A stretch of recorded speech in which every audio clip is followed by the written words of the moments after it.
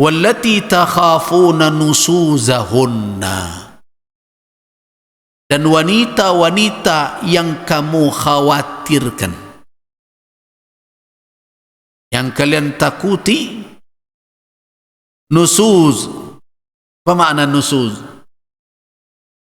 Kata nusuz itu artinya dalam bahasa Arab adalah takabbur wartifa,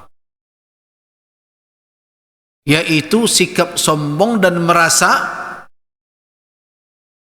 merasa meninggi dari suaminya. Jadi dia memandang suaminya lebih rendah dari dia. Bukan rendah fisik ya. Rendah fisik kan bisa saja memang terjadi. Tapi ini rendah kedudukan. Disebabkan ada apa? Disebabkan ada kibria, kesombongan di dalam diri seorang wanita, pantang dia untuk menjalankan peran dan fungsi yang telah disampaikan di awal ayat tadi. Tak mau.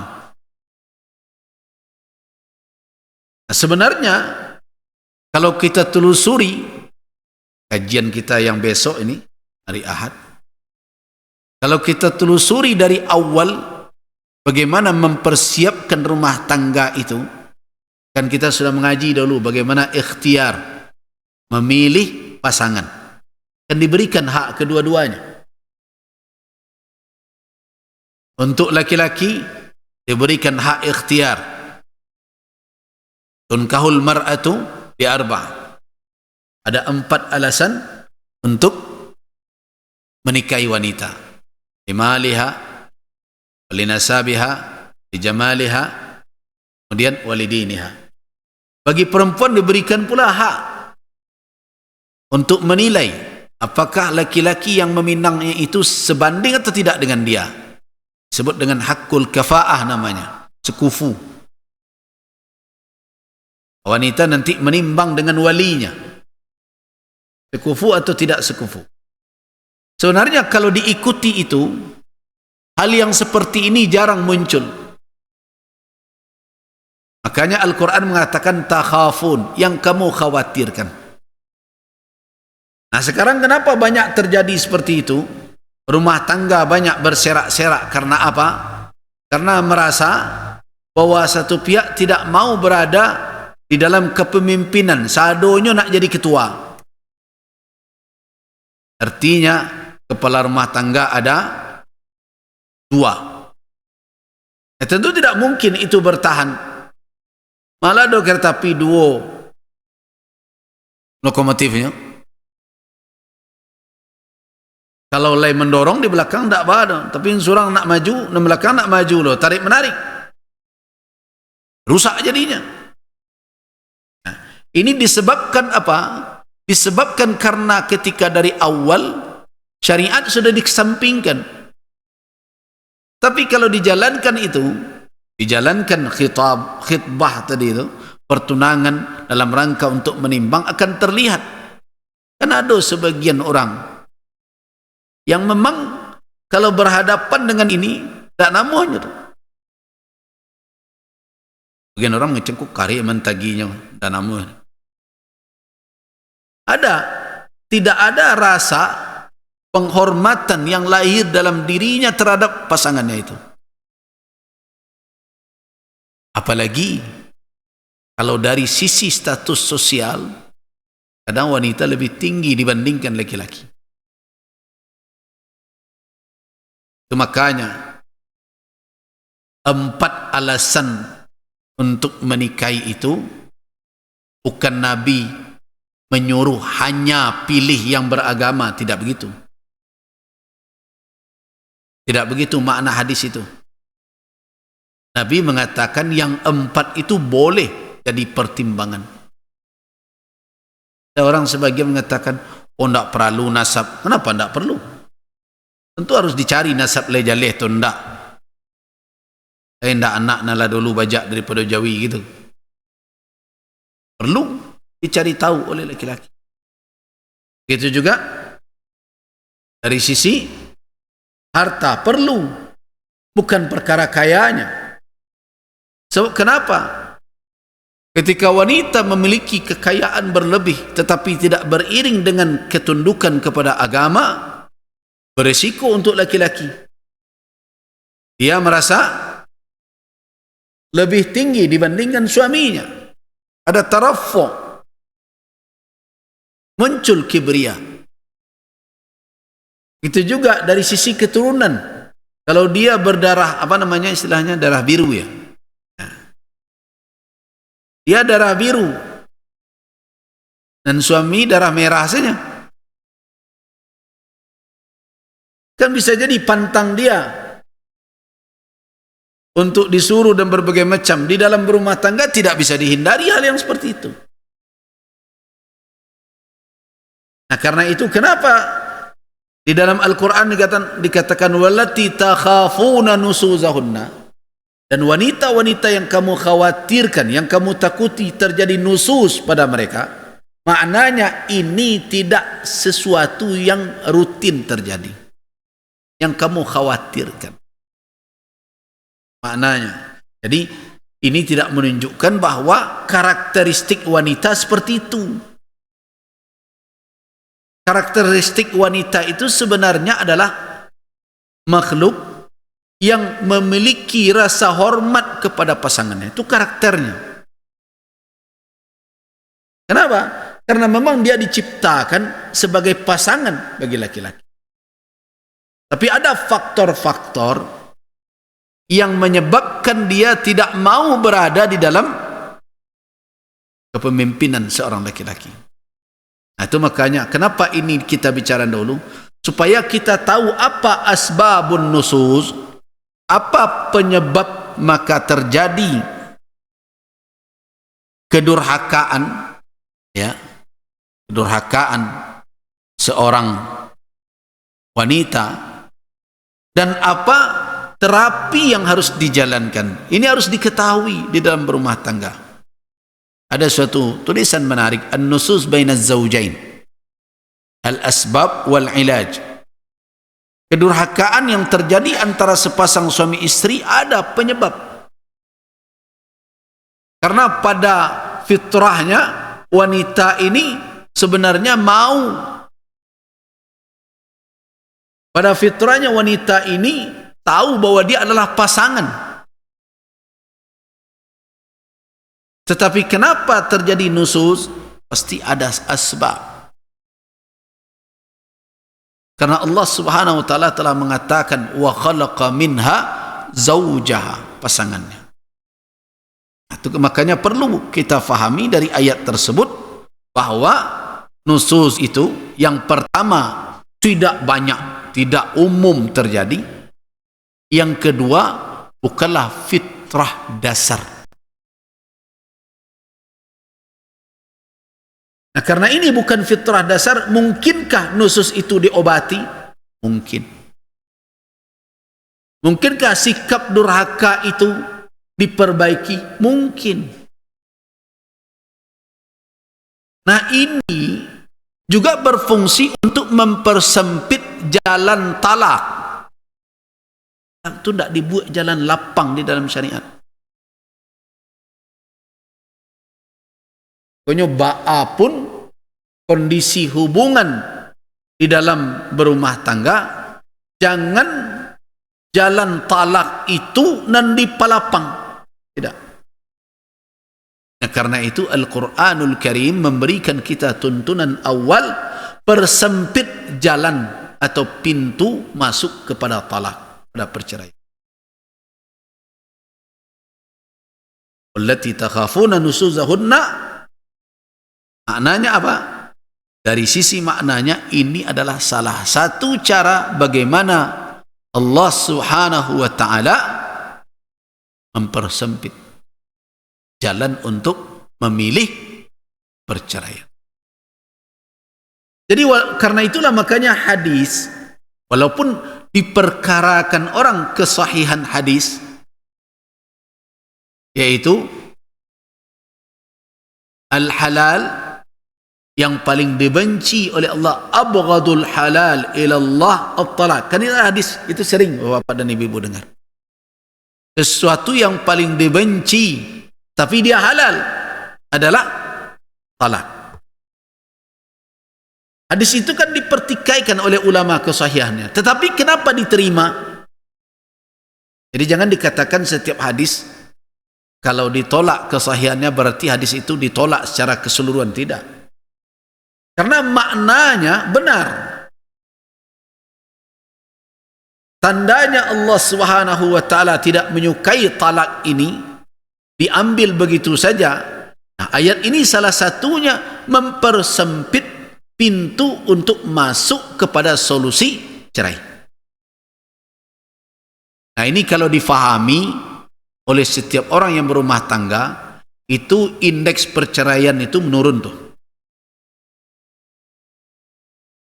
Nah, karena tidak memahami inilah makanya ringan bagi orang tiap sebentar mentalak orang lain, mentalak istrinya. Padahal Al-Quranul Karim tidak membuat jalan talak itu jalan tol.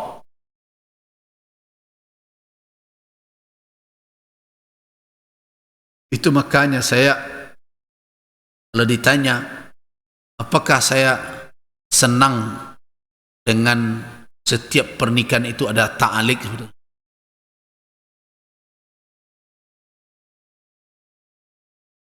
perlu sebenarnya ta'lik itu. Kalau memang wanita nanti dizalimi atau ada kondisi mana wanita diperlakukan dengan tidak adil, sebenarnya tidak perlu ta'lik pula. Ini bisa datang ke pengadilan dan pengadilan yang melihat. Pengadilan berhak untuk menjatuhkan talak kalau disebabkan ada mudarat yang akan menimpa salah seorang. Tetapi kenapa ada ta'lik begitu?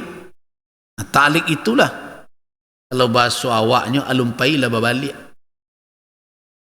Baru nikah lah cara yang dibaca. Sebenarnya tidak perlu. Makanya saya sering tanya kalau saya jadi saksi, apakah wanita pakai ta'lik ini? Sebenarnya ta'lik talak itu adalah hak perempuan. Tapi sekarang diharuskan di dalam administrasi, itu yang menjadi persoalan.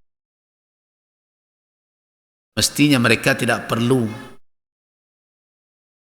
didekat-dekatkan dengan perceraian. Makanya sekarang apabila saya meninggalkan istri saya sekian bulan tidak beri nafkah dan kabar macam-macam ya, maka istri saya tidak terima dengan kalau nya tidak terima indaknya ditinggal. Ndakna ditinggal dia agian nafkah tiap hari tapi tiap hari kena tangan. Boleh ndaknya ngadu ke pengadilan? Ya boleh. Ketika pengadilan membuktikan ini akan menimbulkan mudarat kepada dia, boleh tak pengadilan menceraikan orang itu? Ya, boleh. Tentu apa guna tali-tali itu? Tali itu tidak lebih daripada membayangkan dalam kepala orang ke menikah. Kau kalian bisa bercerai itu. Karena aku dapat ketika nikah itu cerai tak baca-baca tu. Kau baru sah-sah lah nyebut cerai lah. Makanya saya tidak terlalu senang. Kalau yang mau bertalik silakan, tidak nak usah. Tapi kan cuma sekarang aturannya serba diharuskan. Apa yang menjadi hak kita diambil seluruh negara. Itu kan sebenarnya hak perempuan. Kalau perempuan tidak mau mentalik, kamu tak perlu talik talak, tidak ditandatangan, apa salahnya? Apa bergantung itu sah dan tidak sahnya nikah dengan itu? Tidak. Cuma yang aneh konsepnya. Mulai dari pusat disuruh ke bawah menandatangan itu.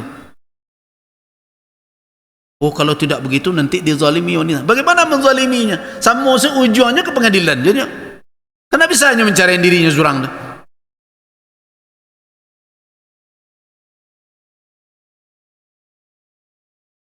Jadi kalau perkara seperti itu sebenarnya tetap pengadilan yang menuntaskan. Karena itu tidak bisa dia bercerai sendiri, ditinggalkan oleh suaminya selama dalam talak itu berapa bulan? 6 bulan.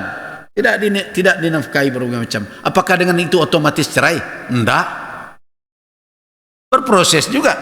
Dia tidak terima, dia datang ke pengadilan, dia mengadu. Dilihat oleh hakim, oh ya ini beralasan, baru jatuhkan talak. Untuk apa tuh? Mencari kerajo pengadilan. Jadi ada hal-hal sebenarnya tidak terlalu urgen, tidak terlalu penting, tapi buat untuk memperpanjang-panjang prosesi. Akhirnya apa? Belum lagi sudah bicara tentang cerai. Padahal syarak mempersempit ruang untuk. Nah, dari mana? Dari ayat ini, wallati takhafuna nusuzahunna. Nusus maknanya apa? Adalah irtifa, merasa tinggi, takabbur, sombong. Nah, akibat dari itu, makanya dalam kitab-kitab tafsir sering disebut nusuzahunna itu isyanahunna, kedurhakaan. Jadi durhaka itu sebenarnya adalah buah dari apa? Dari irtifa wa takabbur, dari merasa lebih tinggi, merasa terangkat dia dibandingkan dengan suaminya, dan rasa besar, sombong.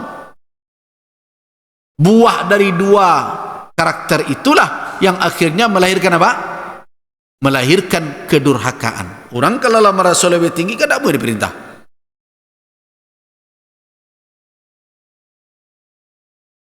Jadi nusus maknanya isyan. Di dalam tafsir sering disebut kedurhakaan para istri.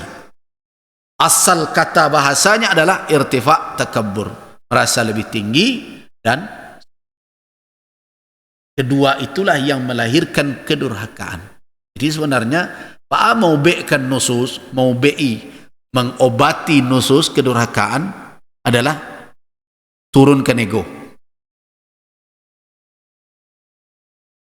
turunkan rasa lebih tinggi itu. Itu cara yang efektif. Karena itu saya sering peringatkan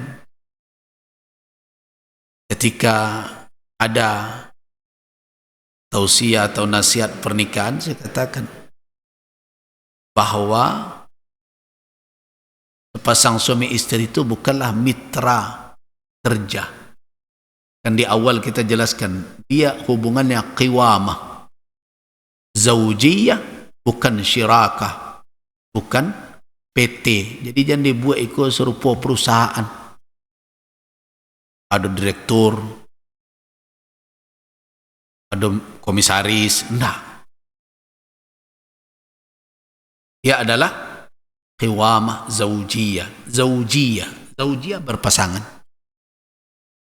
Di situ ada kepemimpinan dan tanggung jawab. Tapi kalau dibuat dia seperti kemitraan, yang muncul apa? Bisa jadi persaingan. Nah, karena itu hubungan antara suami istri di dalam Islam dengan hubungan suami istri di luar Islam tampak perbedaan mendasar. Dalam Islam hubungannya zaujiyah, berpasangan. Di luar Islam sering adalah istirakiyah, tanafusiyah, yaitu berserikat, bermitra, dan berpacu atau bersaing. Karena itu ego mudah naik. Nyo bisa, malam tidak bisa. Nyo keluar, ambo keluar loh. Di dalam rumah tangga terjadilah persaingan seperti itu. Nah, dalam kondisi seperti itulah masuk ke dalamnya apa? Irtifa. Ada yang merasa lebih tinggi, ada yang merasa direndahkan. Nah, tapi kalau dipertahankan hikmah pernikahan yang diajarkan oleh Islam, bahwa ini adalah di dalamnya ada qiwamah, kepemimpinan yang berisi tanggung jawab, dan di situ ada zaujiyah, kebersamaan berpasangan. Artinya apa? Dahulu ketika orang masing-masing itu punya cita-cita, cita-citanya sebelum menikah ya masing-masing. Si fulan mau begini, yang fulanah begini. Ya, tetapi ketika terjadi pernikahan, mereka tidak punya cita-cita masing-masing lagi. Mereka sudah punya cita-cita bersama. Itu zaujiyah namanya. Tapi kalau orang berperusahaan tidak. Walaupun mereka sebut ini visi dan misi perusahaan, masing-masing membuat visi dan misi seorang-seorang. Direktur punya loh. Dan jadi kepala bagian pengen naik. Nah itulah rumah tangga yang sekarang terjadi di luar sana. Jadi apa penyebab at-takabbur wal irtifa'? Karena lari dari konsep pernikahan yang awal, yaitu adalah zaujiyah, berpasangan di dalam kehidupan yang di dalamnya ada kepemimpinan dan tanggung jawab. Nah, kalau terjadi seperti itu, yang bisa jadi berbagai faktor tadi menyebabkan, maka muncullah nanti kedurhakaan.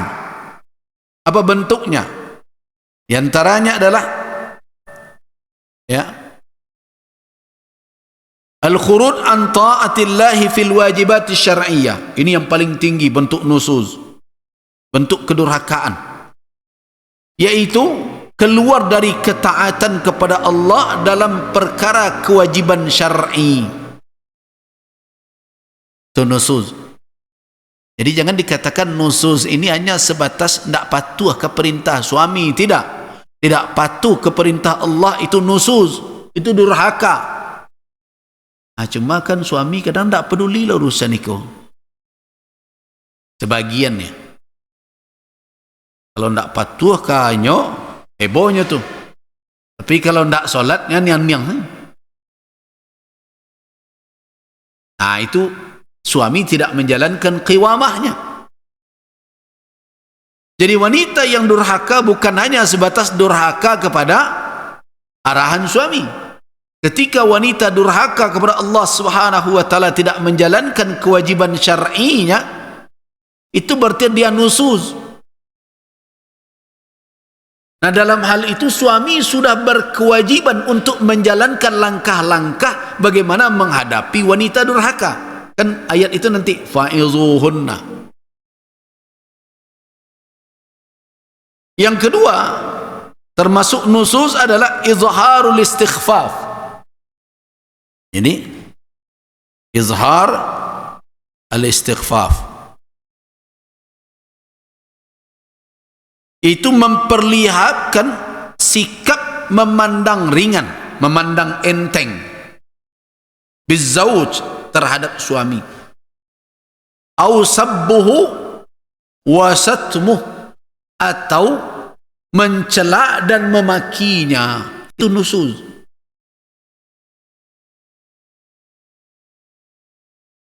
Jadi jangan ba'ana lah karumiknya.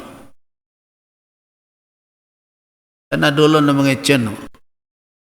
Aku no dem laki, nak peguno dem laki. Jangan. Sabbun namanya.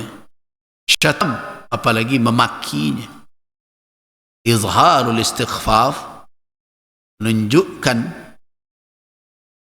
cara-cara atau sikap memandang enteng suami, atau mencelanya atau memakinya. Itu nusus. Yang kedua. Yang ketiga, man'uhu minal jima'i wal mubashara biduni uzrin masyru',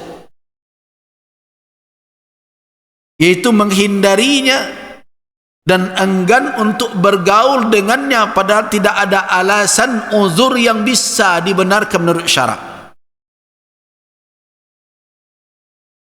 Dia ingin bergaul, ingin berhubungan secara khusus, kemudian wanita enggan tanpa alasan yang benar menurut syariat, kecuali kalau dia dalam keadaan haid atau kondisi fisiknya dalam keadaan sakit atau berbagai macam yang dipandang uzur syar'i. Atau ada keinginan laki-laki, kadang-kadang ada yang tidak wajar, ingin berhubungan di depan orang atau di tengah publik berbagai macam. Ya jangan. Jangan alasan patuh kepada suami itu dijalankan. Kamu patuh asalnya, kamu patuh model itu. Atau sekarang ada yang aneh-aneh orang, ya berhubungan dengan istri di videokannya. Jangan mau.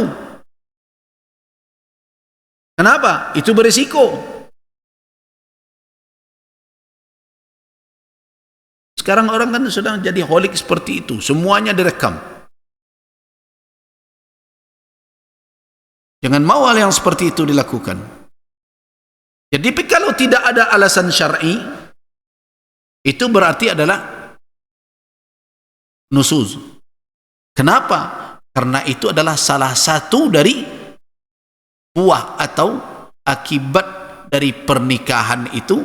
Salah satu dari faedahnya adalah untuk apa? Untuk menjaga diri dari perbuatan zina. Nah, kalau dia sudah terhalang melakukan itu, kenapa kok kami tidak dibegitukan pula? Sebenarnya hak antara suami istri dalam perkara ini sama. Tidak ada perbedaan. Tetapi kenapa ditekankan kepada wanita agar jangan menahan atau menghalangi dirinya, suaminya ingin berhubungan? Karena dari sisi karakter syahwat, wanita dengan laki-laki berbeda dalam sisi menahannya. Makanya Umar bin Al-Khattab kan pernah bertanya kepada putrinya Hafsah, berapa lama kira-kira laki-laki bisa bertahan tidak bertemu dengan istrinya? 2 bulan. Nah, kalau begitu tentara nanpai berjihad 2 bulan balik pulang. Kalau tidak, kenapa? Berisiko. Itu makanya dianggap itu adalah nusuz. Dan nusus kedurhakaan berikutnya adalah as-safar biduni izni. Melakukan perjalanan jauh tanpa izin dari suami, begitu juga bekerja tanpa izinnya. Jadi kalau ada pembicaraan sebelum menikah, masing-masing calon ini sudah bekerja, kemudian suami mengatakan, saya nanti kalau sudah jadi istri saya tidak mau istri bekerja.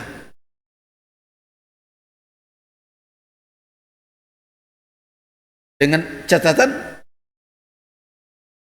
kalau betul itu dilakukan oleh suami setelah menikah, mau ada komitmen atau tidak ada komitmen sebelum pernikahan, suami berhak untuk memutuskan berhenti bekerja. Saya tidak izinkan. Jangan dibuat pula kalau kerajo-jo dulu. Yo dulu kan sebelum jadi istrinya. Setelah jadi istri dia berhak untuk mengatakan saya tidak setuju. Berhenti. Tapi dengan catatan dia menjalankan tugas menafkahi istri. Ayo nafkahi bu ya. Apa? Cuma tidak cukup ambota sambose 300 juta. Itu lain cerita itu. Berarti itu tidak ma'ruf lagi itu. Jadi adakah hak suami untuk melarang istri bekerja? Ada hak. Tapi dengan catatan dia tunaikan kewajibannya.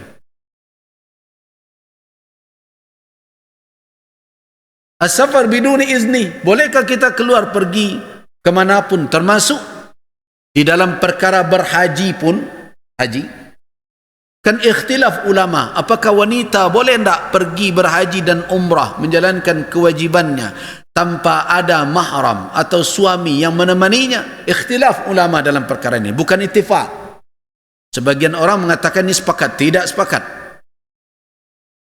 Ada yang menjadikan mahram atau suami adalah syarat istita'ah bagi perempuan. Tapi ada yang mengatakan tidak.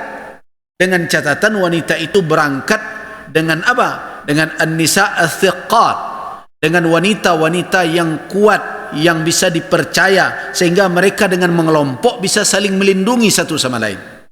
Ada yang membolehkan begitu. Mazhab apa yang membolehkan? Mazhab Syafi'i. Jangan dikatakan oh itu fatwa sesat. Tidak ada sesat di situ. Urusan memilih fatwa nanti lain, tapi keduanya berdalil. Dalil ulama yang tidak membolehkan wanita keluar rumah tanpa suami dan tanpa istri, termasuk pergi haji, adalah hadis yang populer, yang umum, la tusafirul mar'ah fawqa salas.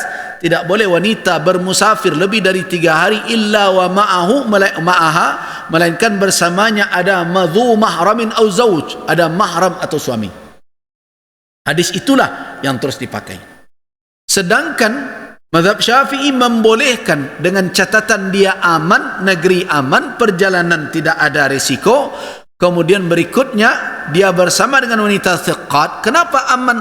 Karena ada hadis pula dalam Sahih Imam Al-Bukhari. Hadis Adi bin Hatim. Apa kata Nabi kepada Adi? Hai Adi, ra'aita Hira? Engkau pernah tak melihat negeri Hira? Kata Adi, belum ya Rasulullah. Sami'tu, aku pernah mendengar negeri itu. Nah, in tala bikal umr, kalau panjanglah umur engkau nanti, la tarayanna, engkau tentu akan melihat az-za'inah, unta. Za'inah itu unta yang khusus membawa perempuan. Tamshi wahdaha, berjalan sendiri saja min Hira, dari Hira sampai ke Makkah, wa tatuf, dan tawaf sekitar Ka'bah, wa tarja' ila al-Hira, dan kembali dia ke Hira, wa la takhafu illa Allah, tidak ada yang dia takutkan melainkan ketakutan kepada Allah Subhanahu wa taala saja.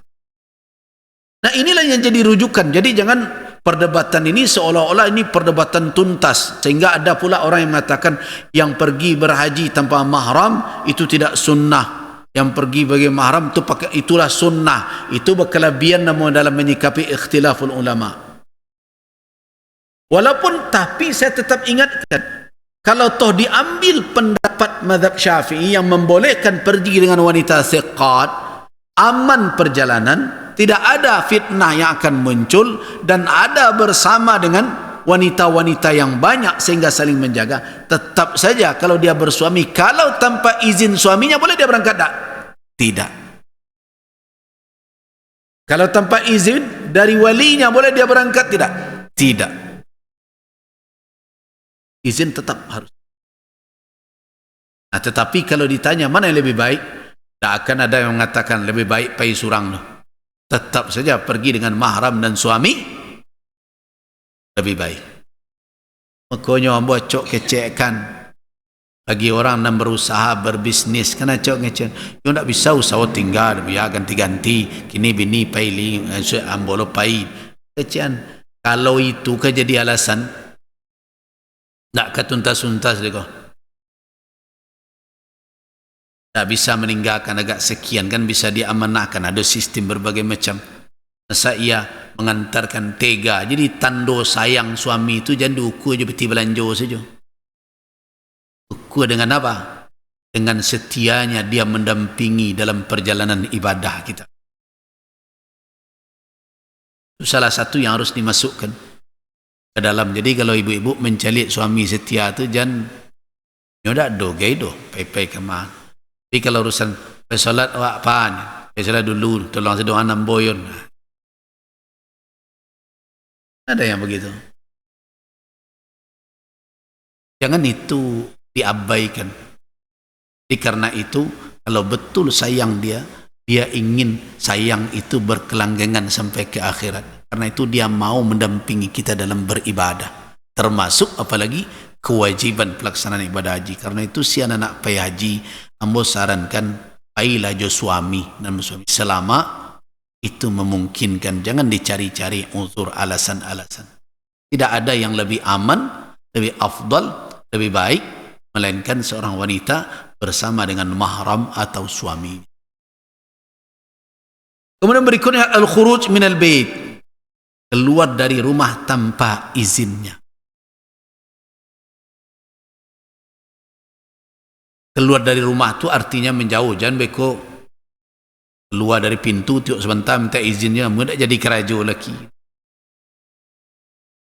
Izinnya dah mengah penyiram bunga kalaman sentanya ini. Anaknya artinya meninggalkan rumah, beraktivitas.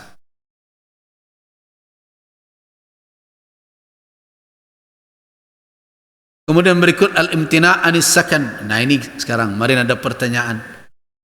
Ma'azzawud, dia tidak mau tinggal bersama suami tanpa uzur yang bisa dipandang sah menurut syariat.